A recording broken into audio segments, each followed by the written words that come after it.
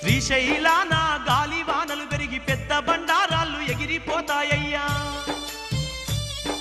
భ్రమరాంబ గుళ్ళోకి రెండు తలల ముసలి వచ్చి అమ్మలోన నీలమైతుందయ్యా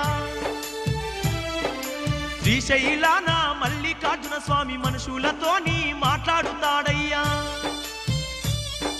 శివుడి కంట నుండి నిప్పులే కురువంగ గౌరమ్మ కన్నీరు మున్నీరైతుందయ్యా రాచరి కాలన్నీ చెల్లిపోతాయ్యా రాతి బతవన్నేమో రంకెలేస్తాడయ్యా ముండమో పూలంత ముత్తైదులు కాగా మగవాళ్ళు లోకాన తగ్గిపోతారయ్యా మూడు కల్లావుకు మనిషే బుట్టి పండితులతోనే చర్చ చేస్తాడయ్యా